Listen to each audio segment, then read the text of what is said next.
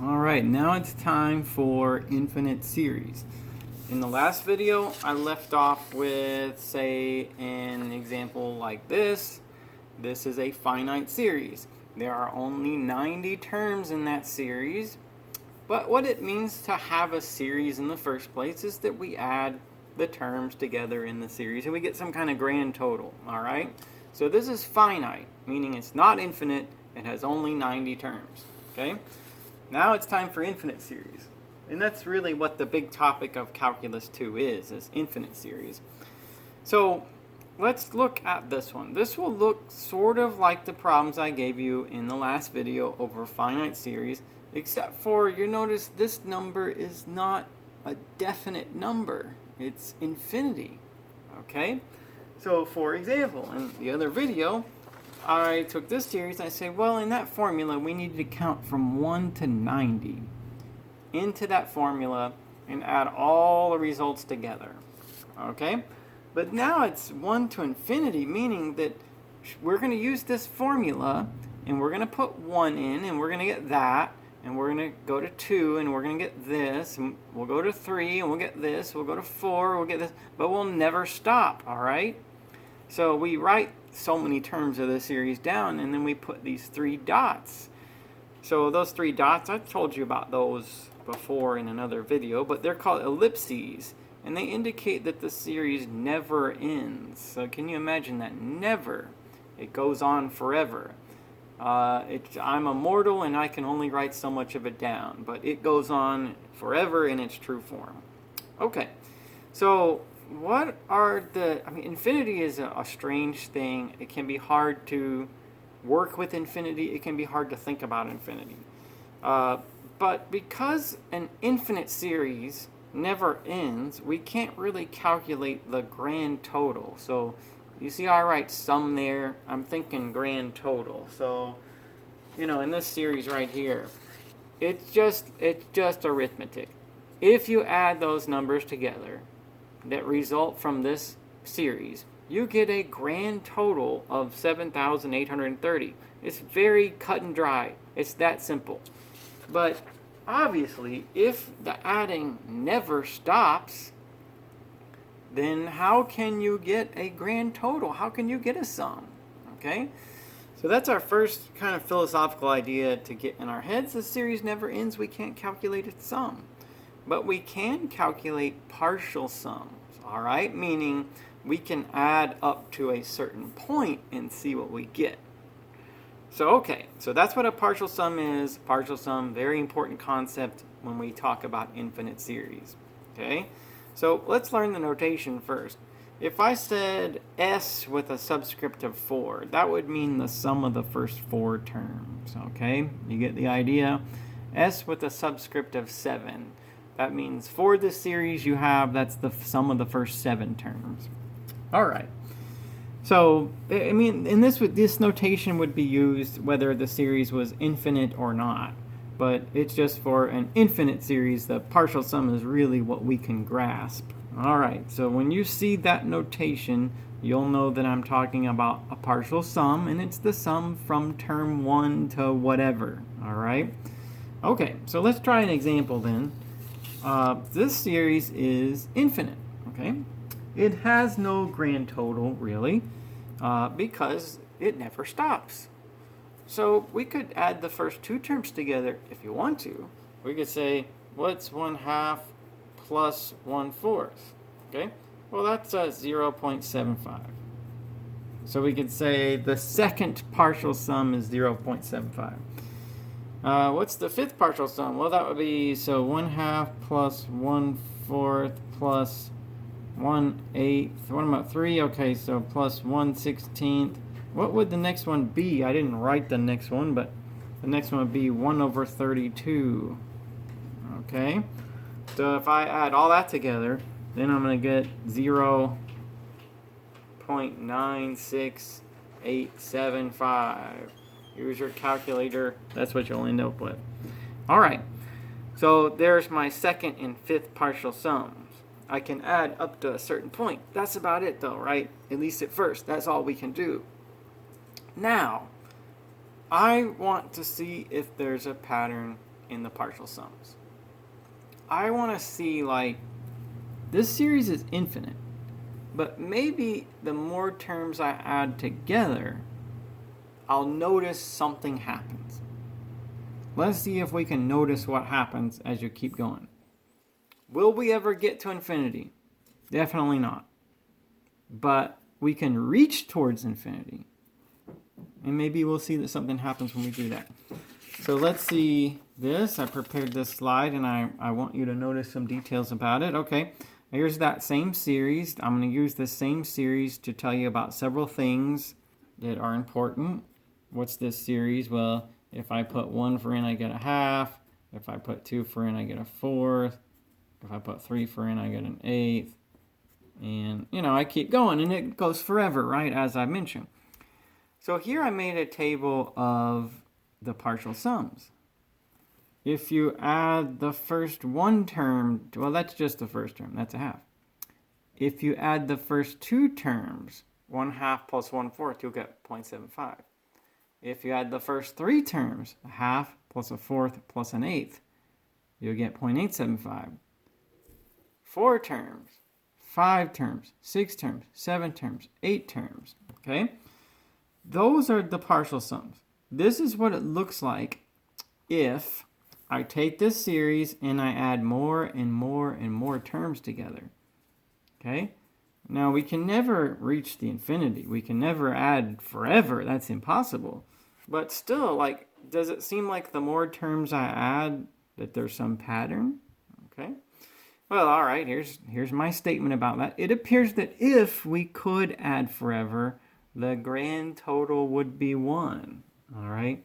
We mortals can't add forever. We can't do anything forever. But it looks like if I keep going, I'm just reaching closer and closer and closer to that number. All right. Okay, so that's what I want you to see. That will be, if this seems simple now, that's great, because this will be a big idea for us. All right. Now you could also, here I have the partial sums on a table there. But if I got my calculator and did 1 plus a half plus a fourth plus an eighth plus 16, but if I just kept going, then that number up there would just appear closer and closer to 1. So it's like, I could take 1/2 plus 1/4. Okay, what's the next one? Plus 1/8. All right, what's the next one? 1/16. And that's all I'm saying. That's all I'm saying I've got on this table. All right? So that's what I wanted you to notice about it. Here's a very important idea for us. If you're okay with this and all the triple underlining, then I think you're probably in good shape. Now, I need to formalize all the definitions and so on about what you see right here. Okay? So here's what we say about it. See this series we were just looking at? All right? There are many things that we can say about it. We could say the series converges to 1, meaning, just as you see in my table, it appears the more terms we add, the closer the grand total gets to 1. All right? So since that is in fact true about this series, we'll say that it converges to 1. All right? So another thing we could say is the sum, as opposed to the partial sum, is 1, or capital S equals 1. So with our notation, S with a subscript is a partial sum. S is the sum of an infinite series if it converges. All right, and I showed you on my table, I made the argument with that table I just showed you that it seems like the more of those numbers you add, the closer the grand total gets to 1. Okay, we could also say that we could write the summation notation with the series and we could say it equals 1. That's still another way to say it. We could say the limit as n goes to infinity of S sub n is 1. What's S sub n? That's our notation for partial sum. That's kind of a complicated thing there, but people write it, and I need you to know it. This is like saying the more terms you add, the closer you get to 1. The partial sums approach 1 as n goes to infinity and so on. Isn't that true for my table? Doesn't it look like the bigger the n is, the closer the S in the partial sum is to 1? Yeah, I'm seeing it. That's what I see in the table. So that's another way of saying it. So these are equivalent, and I need to write both of them down because I don't know if you take other math classes the exact way that the teacher will say it, or if you're doing online homework, the wording of the question may vary. But this is like saying the sequence of partial sums converges to 1, meaning there's the sum of the first term, sum of the first 2 terms, sum of the first 3 terms, sum of the first 4 terms. Remember what a sequence is? A sequence is just a list of numbers. If I was to write out the partial sums one at a time, they would get closer to 1. Okay. Now it's time for a little bit of fine print. There's always some fine print. I try to, when I introduce something new to you, I at least try to give you the easy way of thinking about it at first, but there's always fine print and so on. So let's say, here's what we established, right? Here's what this table established for us. That series converged to 1, all right? But here's what I'm saying in terms of the fine print. No matter how many terms of that series we add together, we'll never actually get 1, all right? Like, you can keep going as far as you want. You'll never get 1. Never, ever will you get 1. Okay? So it converges to 1, but I'm not saying if you actually add those numbers together that at some point that's what you'll actually get. It's just that the partial sums can get as close to 1 as you can possibly imagine. Okay? So as close as you can imagine. Alright, so that's what it really means in some more detail. Say if a series converges to 1, for example. Alright, so, and here's another weird thing about this. This surprised me when I first learned about it. Is, so you'll never get 1? I mean, you have forever to add. Won't there always be more numbers? I mean, can you imagine adding more numbers forever and you can never actually get to 1? You just get real close to it? I mean, forever is a big deal. I mean, if there's always that next number and you add it and your answer's a little bigger, and then there's the next number and you add it and your answer's a little bigger, every time you add that next number, your answer is a little bit bigger, but the grand total will never actually get to 1. It's a strange thing. I mean, to me, that surprised me about it. But there's ways that we can see why that is. Okay? All right, so let me show you one more way to imagine this. So here's our series. It looks like that, and it converges to 1. Okay? And I told you that you'll never actually get 1. You'll just get as close to 1 as you keep going and keep adding as you can possibly imagine. So here's a way to think about this if you're visual and you don't just want to strictly think about the math. Here I have one whole square, all right? I'm wondering what will happen if I take half the square and I add a fourth of the square and I add an eighth of the square, and then what would the next one be? A 16th of the square, and so on.